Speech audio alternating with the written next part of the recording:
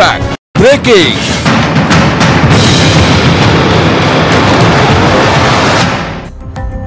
ಒಳಗೂ ಹೊರಗೂ ವೈರಿ ಪಡೆ, ಗುರುವಿಗೆ ಶಿಷ್ಯರಿಂದ ತಿರುಮಂತ್ರ, ಅಷ್ಟ ದಿಕ್ಕುಗಳಲ್ಲೂ ಟಗರುಗೆ ಖೆಡ್ಡ.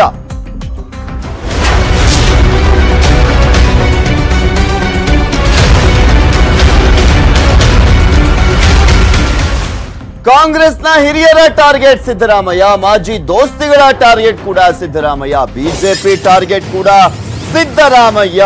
ಎಲ್ಲರ ಟಾರ್ಗೆಟ್ ಆಗ್ತಾ ಇರುವಂತದ್ದು ಅಂದ್ರೆ ಮಾಜಿ ಮುಖ್ಯಮಂತ್ರಿಗಳಾಗಿರುವಂತ ಸಿದ್ದರಾಮಯ್ಯ ಅವರು ಒಂದ್ ಕಡೆ ಅನರ್ಹ ಶಾಸಕರ ಟಾರ್ಗೆಟ್ ಆಗಿದ್ದಾರೆ, ಬಿಜೆಪಿ ಪಕ್ಷದ ಟಾರ್ಗೆಟ್ ಆಗಿದ್ದಾರೆ, ಜೆಡಿಎಸ್ ಪಕ್ಷದ ಟಾರ್ಗೆಟ್ ಆಗಿದ್ದಾರೆ. ಇದೆಲ್ಲದರ ನಡುವೆ ತಮ್ಮ ಪಕ್ಷದ ಒಳಬೇಗುದಿಗೆ ಸಿದ್ದರಾಮಯ್ಯ ಅವರು ಕೂಡ ಟಾರ್ಗೆಟ್ ಆಗಿದ್ದಾರೆ. ಎಲ್ಲರ ಟಾರ್ಗೆಟ್ ಆಗಿರುವಂತದ್ದು ಮಾಜಿ ಸಿಎಂ ಆಗಿರುವಂತ ಸಿದ್ದರಾಮಯ್ಯ ಅವರು. ಇಲ್ಲಿ ಸಿದ್ದರಾಮಯ್ಯನವರನ್ನ ಟಾರ್ಗೆಟ್ ಮಾಡಲಾಗ್ತಾ ಇದೆ. ಏನ್ ಕಾರಣ ಹಾಗಾದ್ರೆ ಎಲ್ಲರ ಟಾರ್ಗೆಟ್ ಆಗ್ತಿರೋದು? ಸಿದ್ದರಾಮಯ್ಯ ಅವರನ್ನ ಯಾವ ಕಾರಣಕ್ಕೋಸ್ಕರ ಟಾರ್ಗೆಟ್ ಮಾಡಲಾಗ್ತಾ ಇದೆ? ಈಗ ಅನರ್ಹ ಶಾಸಕರ ಟಾರ್ಗೆಟ್ ಕೂಡ ಸಿದ್ದರಾಮಯ್ಯ ಆಗಿರುವಂತದ್ದು. ಅನರ್ಹರಾಗೋ ಮೊದಲು ಜೊತೆಗಿದ್ದವರಿಂದಲೇ ವಿರೋಧವನ್ನ ವ್ಯಕ್ತಪಡಿಸಲಾಗ್ತಾ ಇದೆ. ನಮ್ಮ ಗುರುಗಳು ಇವರೇ ಅಪ್ಪ, ಇವರೇ ನಮ್ಮ ರಾಜಕೀಯಕ್ಕೆ, ನಮ್ಮ ರಾಜಕೀಯದ ಬೆಳವಣಿಗೆ ತುಂಬಾ ಸಹಕಾರವನ್ನ ಮಾಡಿದಂಥವ್ರು ಅಂತ ಹೇಳ್ತಿದ್ದಂಥವ್ರೆ ಈಗ ಸಿದ್ದರಾಮಯ್ಯನವರ ಅಯ್ಯೋ ಬಿಡ್ರಿ ಅದು ಇದು ಅಂತೆಲ್ಲ ಅವರ ವಿರುದ್ಧನೇ ವಾಗ್ದಾಳಿಯನ್ನ ಮಾಡ್ತಾ ಇದ್ದಾರೆ. ಅನರ್ಹರು ಒಬ್ಬೊಬ್ಬರಾಗೇನೆ ಸಿದ್ದರಾಮಯ್ಯ ಅವರನ್ನ ಟಾರ್ಗೆಟ್ ಮಾಡ್ತಾ ಇದ್ದಾರೆ. ಅನರ್ಹರಾಗೋ ಮೊದಲು ಹೊಗಳುತ್ತಾ ಇದ್ರು, ಆದ್ರೆ ಈಗ ತೆಗಳ್ತಾ ಇದ್ದಾರೆ. ಇದ್ದಕ್ಕಿದ್ದಂತೆ ಅನರ್ಹರ ಟಾರ್ಗೆಟ್ ಸಿದ್ದರಾಮಯ್ಯ ಅವರು ಆಗಿದ್ಯಾಕೆ ಅನ್ನುವ ಪ್ರಶ್ನೆಗೆ ನಾವು ನಿಮ್ಮ ಮುಂದೆ ಉತ್ತರವನ್ನ ಇಡ್ತೀವಿ.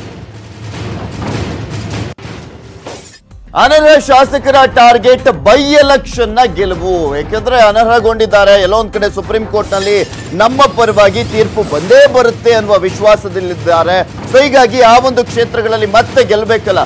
ಸೊ ಹೀಗಾಗಿ ಸಿದ್ದರಾಮಯ್ಯನವರನ್ನ ಎಲ್ಲೋ ಒಂದ್ ಕಡೆ ಟಾರ್ಗೆಟ್ ಮಾಡಿದ್ದಾರೆ ಅನ್ನೋದು, ತಮ್ಮ ತಮ್ಮ ಕ್ಷೇತ್ರಗಳಲ್ಲಿ ವಿಷಯಾಂತರ ಮಾಡೋದು, ಎಲ್ಲದಕ್ಕೂ ಕೂಡ ಸಿದ್ದರಾಮಯ್ಯನವರೇ ಕಾರಣ ಅಂತ ಬಿಂಬಿಸೋದು ಕೂಡ ಇವರ ಲೆಕ್ಕಾಚಾರ. ಇದಕ್ಕೆ ಪುಷ್ಟಿಯನ್ನ ನೀಡುವಂತೆಯೇ ಆಗ್ತಾ ಇರುವಂತದ್ದು ಸಾಕಷ್ಟು ಬೆಳವಣಿಗೆಗಳು.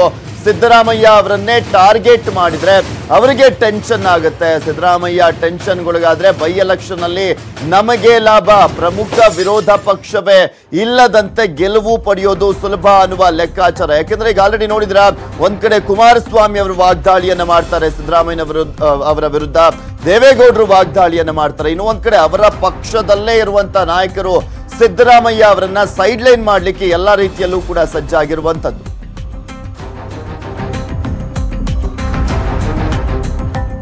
ಇನ್ನು ಯಾವ ರೀತಿಯಾಗಿ ಸಿದ್ದರಾಮಯ್ಯನವರನ್ನ ಟಾರ್ಗೆಟ್ ಮಾಡಿ ವಾಗ್ದಾಳಿಯನ್ನ ಮಾಡಲಾಗ್ತಾ ಇದೆ ಅನ್ನೋದ್ರ ಬಗ್ಗೆ ಯಾರ್ಯಾರು ಏನ್ ಮಾತನಾಡಿದ್ದಾರೆ ಅಂತ ನೋಡ್ಕೊಂಡ್ಬರೋಣ. ಮುಖ್ಯಮಂತ್ರಿಯಾಗಿ ಕೆಲಸ ಮಾಡಿದ್ರು, ಅದಾದ್ಮೇಲೆ ಈಗ CLP ಲೀಡರ್ ಮಾಡುವಾಗ ತಾರತಮ್ಯ ಬೇಡ, ಒಂದು ಕಡೆ ಎಕ್ಸ್ಪೆಲ್ ಮಾಡೋದು, ಒಂದು ಕಡೆ ಜೊತೆಯಲ್ಲಿ ಇಟ್ಕೊಳ್ಳೋದು ನಿಮ್ಮಂಥವ್ರಿಗೆ ಅದು ಸರಿಯಲ್ಲ, ಸರಿ ಮಾಡ್ಕೊಳ್ಳಿ ಅಂತೇಳಿ ನಾನಂತೂ ದಿನೇಶ್ ಅವ್ರಿಗೂ ಮತ್ತು ಸಿದ್ದರಾಮಣ್ಣವ್ರಿಗೂ ಹಾಗೂ KC ವೇಣುಗೋಪಾಲ್ ಕೂಡ ಹೇಳಿದ್ದೀನಿ. ಇದು ಸರಿಯಾದಂಥ ರೀತಿಯಲ್ಲಿ ನಡ್ಕೋಬೇಕಾಗ್ತದೆ, ಇದು ಸರಿಯಲ್ಲ, ಇದು ಸರಿ ಮಾಡ್ಕೋಬೇಕು ಅನ್ನೋ ಮಾತನ್ನು ಹೇಳಿದ್ದೀನಿ.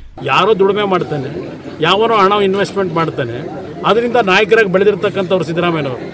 ಕಾಂಗ್ರೆಸ್ ಪಕ್ಷ ಬಿಟ್ಟು ಹೊರಗಡೆ ಇವತ್ತು ಈ ರಾಜ್ಯದಲ್ಲಿ ಒಂದು ಪ್ರಾದೇಶಿಕ ಪಕ್ಷನ ಬೆಳೆಸಿದ್ದೀವಲ್ಲ, ಸಿದ್ದರಾಮಯ್ಯವ್ರಿಗೆ ಬೆಳೆಸಕ್ಕೆ ಹೇಳಿ ನೋಡೋಣ. ಕಾಂಗ್ರೆಸ್ ಬಿಟ್ಟು ಕಾಂಗ್ರೆಸ್ನ ಶಕ್ತಿಯೆಲ್ಲ ದಾರೆ ಇರೋದು, ಕಾಂಗ್ರೆಸ್ ಶಕ್ತಿ ದಾರೆ ಎರಸ್ಕೊಂಡ ಮೇಲೆ ಆ ಪಕ್ಷ ನಿರ್ನಾಮ ಮಾಡಕ್ಕೆ ಕೊಟ್ಟಿರೋದು ನಾನಲ್ಲ, ಈ ಸಿದ್ದರಾಮಯ್ಯನವರು.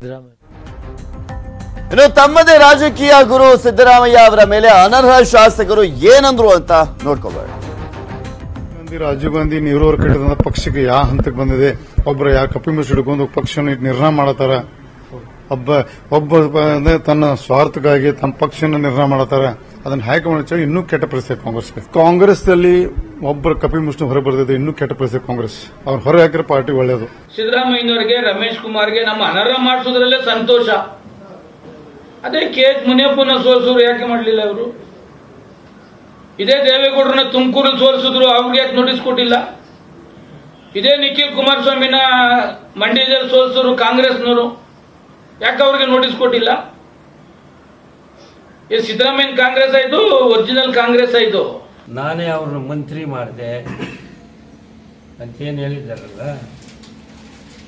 ಅವ್ರು ಏನು ಹೇಳಿದ್ದಾವೆ ಅವೆಲ್ಲ ಹೇಳಿರೋ ಸತ್ಯಕ್ಕೆ ದೂರವಾದ ಮಾತುಗಳು. ನನಗೆ ಟಿಕೆಟ್ ಕೊಟ್ಟಿದ್ದು SM ಕೃಷ್ಣ 2004ರಲ್ಲಿ.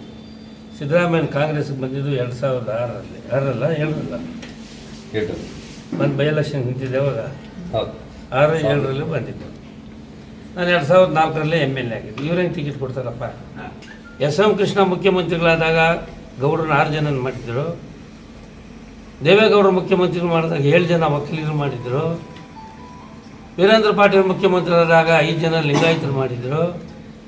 ಅದೇ ಸಿದ್ದರಾಮಯ್ಯನವರು ಮುಖ್ಯಮಂತ್ರಿ ಆದಾಗ ಯಾಕೆ ಕುರುಬರನ್ನ 3 ಜನ 2 ಜನ ಮಾಡೋದು ನಾನು ಕೇಳ್ಕೊಂಡೆ, ಮಾಡಿಲ್ಲ. 2 ಬಿಗ್ ಬ್ರೇಕಿಂಗ್ ನ್ಯೂಸ್ ಅನ್ನ ತೋರಿಸಿದ